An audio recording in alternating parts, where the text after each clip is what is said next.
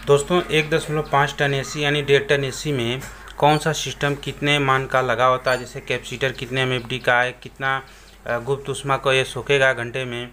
तो अभी हम बात करेंगे कि जैसे कि इसकी जो कैपेसिटी होती है यानी एसी की जो कैपेसिटी होती है वो होती है बीटीयू में, यानी ब्रिटिश थर्मल यूनिट। इस प्रकार से ब्रिटिश थर्मल यूनिट, और ये इसकी जो बीटीयू यानी कैपेसिटी होती है ये 18,000 होती है। इस तरह से 18,000 बीटीयू, यानी कि एक घंटे में 18,000 गुप्त ऊष्मा को ये सोख लेगा। और इसकी वाट की बात करेंगे तो ये लगभग हमारा ये इस तरह से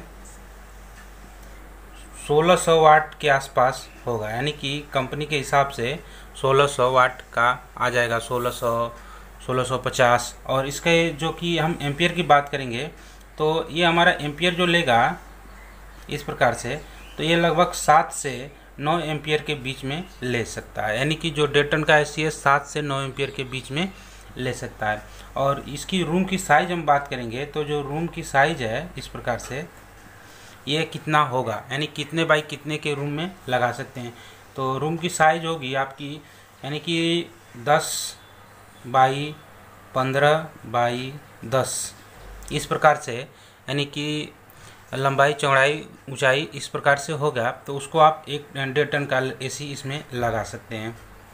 और स्टेबलाइजर की बात करेंगे तो स्टेबलाइजर इस प्रकार से KVA, तो ये हमारा 1.5 टन एसी चलाने के लिए आपका 3 KVA का स्टेबलाइजर लग सकता है।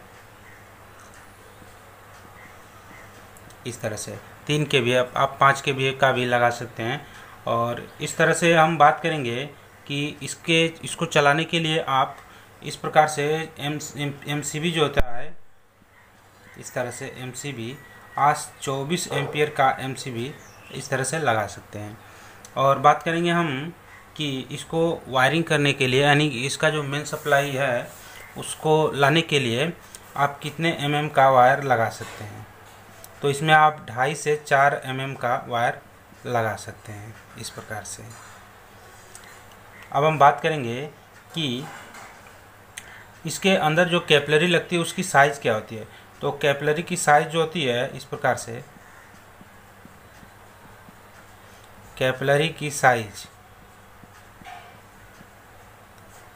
यहाँ पे कैपिलरी की साइज होगी, इसमें लगेगा 64 नंबर की कैपिलरी लगेगी और ये रहेगा 36 इंच इस प्रकार से। और आप इस तरह से 2 कैपिलरी लगेगी इसके अंदर।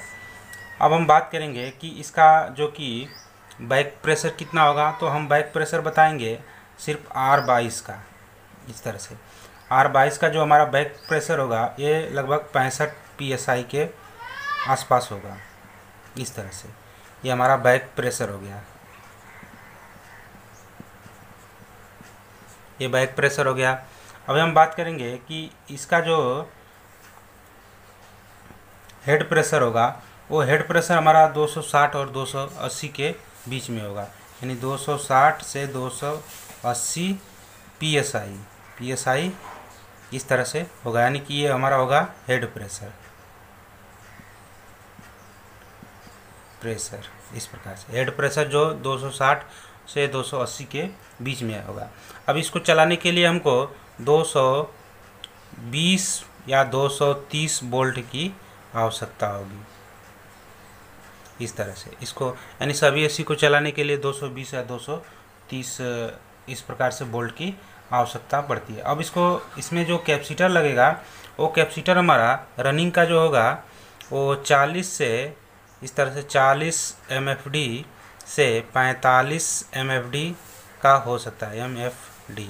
और इसका स्टार्टिंग यदि वायरिंग है तो इसमें हमारा 100 से 120 MFD का कैपेसिटर इसमें लगेगा, यानी कि स्टार्टिंग वायरिंग है, यानी कि रिले के साथ है तो इसमें हमारा 100 से 120 MFD का कैपेसिटर लगेगा। और इसकी जो सीलिंग यानी कि पंखे की जो वायरिंग है यानी वो 3 स्पीड में होगा। इस तरह से 3 स्पीड का होगा, यानी कि इस तरह से हाई, मीडियम और लो इस तरह से होगा, यानी हाई मीडियम लो होगा।